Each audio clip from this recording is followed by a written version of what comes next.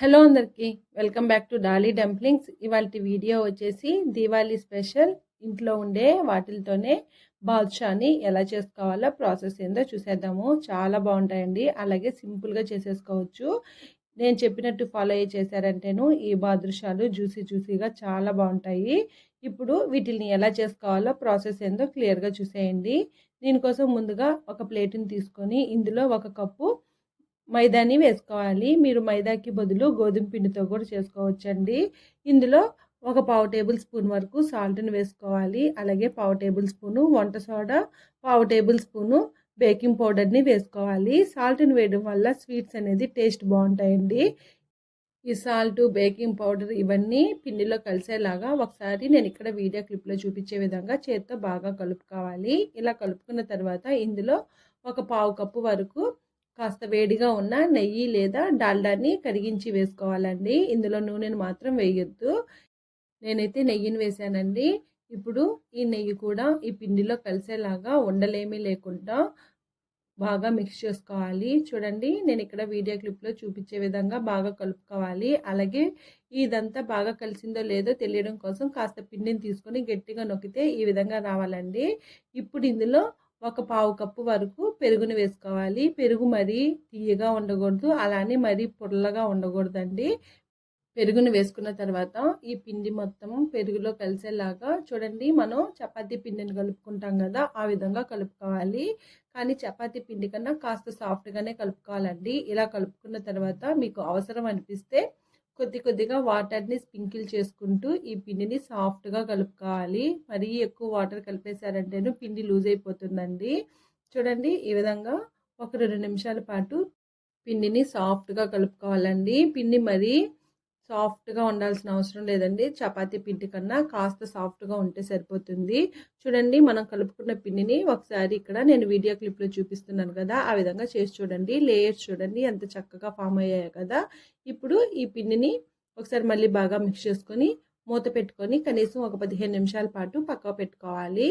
ఈలోగా stove on చేసుకొని కడాయిని పెట్టుకొని ఇందులో మనం ఏ కప్పుతో అయితే పిండిని తీసుకుంటామో ఆ కప్పుకి ఈక్వల్గా షుగర్ని తీసుకోవాలి. అలాగే ఇందులో 1 అరకప్పు వాటర్ని వేసుకొని మంటని మీడియం ఫ్లేమ్లో ఉంచి ఈ షుగర్ బాగా మెల్ట్ అయ్యే వరకు మధ్యలో కలుపుతూ కరిగించుకోవాలండి. ఇక్కడ మనకి షుగర్ సిరప్ పాకం పడాల్సిన అవసరం ఏమీ లేదండి. జస్ట్ ఒక లేత తీగ పాకం కన్నా తక్కువగా ఉంటే సరిపోతుంది. చూడండి, చక్కెర మెల్ట్ అయిన తర్వాత ఒక 2 నిమిషాల పాటు ఈ షుగర్ సిరప్ని ఉడికించుకుంటే సరిపోతుంది. మీకు బాదుషాలు జ్యూసీగా కావాలంటే తీగపాకం ఏం అవసరం లేదండి. ఒకవేళ మీకు బాదుషా మీద కాస్త క్రిస్పీగా కావాలనుకుంటే ఒక తీగపాకం వచ్చే వరకు షుగర్ సిరప్ని ప్రిపేర్ చేసుకోవాలి. నేనైతే ఇక్కడ జ్యూసీగానే బాదుషాలని ప్రిపేర్ చేస్తున్నానండి. దానికోసమే తీగపాకం రావాల్సిన అవసరం అస్సలకి లేదు. చూడండి, కాస్త సిరప్ని తీసుకొని చేత్తో ఈ విధంగా అంటే ఫింగర్స్ టచ్ అవుతూ ఉంటే సరిపోతుందండి. ఇప్పుడు ఇందులో 1 టేబుల్ స్పూన్ వరకు ఇలాచీ పౌడరు, అలాగే చిటికెడు కుంకుమ పువ్వుని వేసుకొని ఒకసారి బాగా కలుపుకొని స్టవ్ ఆఫ్ చేసేసుకొని మూత పెట్టుకొని ఈ షుగర్ సిరప్ని పక్కకు పెట్టుకోవాలి. ఇందులో లెమన్ వాటర్ ఏమి వేయాల్సిన అవసరం లేదండి. మీరు తీగపాకం వచ్చే వరకు ఈ షుగర్ సిరప్ని మరిగించుకున్నట్లయితేను ఈ షుగర్ సిరప్లో 1 టేబుల్ స్పూన్ వరకు లెమన్ జ్యూస్ని వేసుకోవాలి. ఇలా వేయడం వల్ల షుగర్ సిరప్ అనేది గడ్డగట్టకుండా ఉంటుందండి. ఇప్పుడు దీన్ని పక్క పెట్టేసుకొని మనం ముందుగా పిండిని కలిపి పెట్టుకున్నాం కదా, ఆ పిండిని కొద్దిగా పిండిని తీసుకొని మనం గులాబ్ జామున్ చేసుకుంటాం కదండి, రౌండ్గా చేసుకొని ఇక్కడ నేను వీడియోలో చూపించే విధంగా ట్యాప్ చేసుకొని మధ్యలోకి హోల్ పెట్టుకోవాలండి. హోలు అటు ఇటు హోల్గా అవ్వాలి. నేను వీడియో క్లిప్లో చూపించే విధంగా బాగా ట్యాప్ చేసుకోవాలి. అలానే మీరు గట్టిగా ప్రెస్ చేశారంటేను లోపల లేయర్స్ అన్నీ బాగా ఫామ్ అవ్వండి. పైనే ట్యాప్ చేసుకోవాలి. చూడండి, నేను ఇక్కడ వీడియో క్లిప్లో చూపించే విధంగా చేతి మధ్యలో పెట్టుకొని కాస్త నొక్కినట్టు రౌండ్గా చేసుకోవాలి. ఇలా కడాయికి ఎన్ని సరిపోతాయో అన్ని ప్రిపేర్ చేసుకోవాలండి. అన్నీ ఒకేసారి ప్రిపేర్ చేసుకోవాల్సిన అవసరం లేదు. ఈ విధంగా ప్రిపేర్ చేసుకొని పక్క పెట్టుకోవాలి. ఇప్పుడు స్టవ్ ఆన్ చేసుకొని కడాయిని పెట్టుకొని డీప్ ఫ్రైకి సరిపడా ఆయిల్ వేసుకోవాలి. ఆయిల్ మరీ ఎక్కువ వేడవలసిన అవసరం లేదండి. మనం ఫింగర్ పెట్టి చూస్తే తాకగలిగే అంత వేడైతే సరిపోతుంది. చూడండి ఇక్కడ గోరువెచ్చగా ఆయిల్ అయ్యింది. ఇప్పుడు స్టవ్ ఆఫ్ చేసేసుకొని మనం ముందుగా ప్రిపేర్ చేసి పెట్టుకున్న బాదుషాల్ని ఆయిల్లో వేసుకోవాలి. అన్ని బాదుషాలు ఆయిల్లో వేసుకున్న తర్వాత స్టవ్ ఆన్ చేసుకొని మంటని మీడియం ఫ్లేమ్లో ఉంచి బాదుషాల్ని డీప్ ఫ్రై చేసుకోవాలి. మీరు బాదుషాలు వేసిన తర్వాత వెంటనే గరిటె పెట్టి కలపకూడదండి. వాటంతట అవే పైకి వస్తాయి. అప్పటి వరకు గరిటె మాత్రం పెట్టొద్దు. చూడండి నెమ్మదిగా పైకి లేయడం స్టార్ట్ అయ్యాయి కదా. ఇలా చేయడం వల్ల అన్నీ ఈవెన్గా కుక్ అవుతాయి.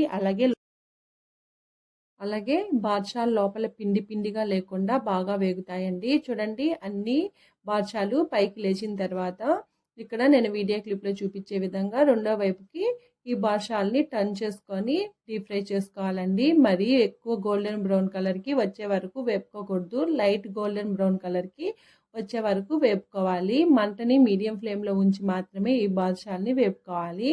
చూడండి ఈ విధంగా వేగిన తర్వాత ఈ బాదుషాల్ని ఆయిల్లో నుంచి డ్రైన్ చేసుకొని మనం ముందుగా సిరప్ని ప్రిపేర్ చేసి పెట్టుకున్నాం కదండి, ఆ షుగర్ సిరప్లో వేసుకోవాలి. అలాగే షుగర్ సిరప్ మీకు చల్లగా అయిపోయినట్లయితేను కాస్త వేడి చేసుకోండి. నాకైతే ఇక్కడ నార్మల్ వేడిగానే ఉంది. ఇందులో మనం ప్రిపేర్ చేసుకున్న బాదుషాల్ని వేసుకొని రెండు వైపులకి టర్న్ చేసుకొని మూత పెట్టుకొని పక్కా పెట్టుకోవాలి. అలాగే రిమైనింగ్ పిండిని కూడా నేను ఇక్కడ వీడియో క్లిప్లో చూపించే విధంగా చిన్న చిన్న బాదుషాలుగా ట్యాప్ చేసుకొని పెట్టుకోవాలి. నేనైతే ఇక్కడ కాస్త చిన్న సైజ్ బాదుషాలనే ప్రిపేర్ చేస్తున్నానండి. ఇప్పుడు స్టవ్ ఆఫ్ చేసేసుకొని ఆయిల్ పూర్తిగా చల్లారిన తర్వాత మళ్ళీ ఈ బాదుషాలని వేసుకోవాలి. ఆయిల్ గోరువెచ్చగా ఉంటేనే బాదుషాలని వేసుకోవాలండి, గుర్తుపెట్టుకోండి. ఇలా వేసుకున్న తర్వాత వీటిల్ని కూడా డీప్ ఫ్రై చేసుకోవాలి. లైట్ గోల్డెన్ బ్రౌన్ కలర్కి వచ్చే వరకు వేపుకోవాలి. మనం ముందుగా వేసి పెట్టుకున్న బాదుషాలని షుగర్ సిరప్ ఏమీ లేకుండా డ్రైన్ చేసుకొని పక్క తీసుకోవాలి. ఇలాగా మనం వేసి పెట్టుకున్న బాదుషాలు కూడా వేగిపోయాయండి. వీటిని కూడా ఆయిల్లో నుంచి డ్రైన్ చేసుకొని మనం ముందుగా ప్రిపేర్ చేసి పెట్టుకున్న షుగర్ సిరప్లో వేసుకోవాలి. అంతేనండి. ఇవి ఒక 5 నిమిషాలు అలాగే ఉంచేసి తర్వాత తీసేసుకోవాలి. మీరు అలాగే వదిలేసారంటేను మరీ జ్యూసీగా అయిపోతాయండి. అంతేనండి. బాదుషాల్ని ఎలా ప్రిపేర్ చేసుకోవాలో ప్రాసెస్ ఏందో చూసేశారు కదా. టేస్ట్ కూడా చాలా బాగుంటుంది. అలాగే ఫస్ట్ టైం చేసేవాళ్ళు కూడా చాలా ఈజీగా చేసేసుకోవచ్చు. ఈ దివాళీకి మీరు కూడా తప్పకుండా ట్రై చేసేసి మీకు ఎలా కుదిరిందో కామెంట్ చేసేయండి. అలాగే మరిన్ని రెసిపీస్ కోసం మన ఛానల్ని సబ్స్క్రైబ్ చేసుకొని నోటిఫికేషన్ సింబల్ని ఆన్ చేయండి. Thank you for watching.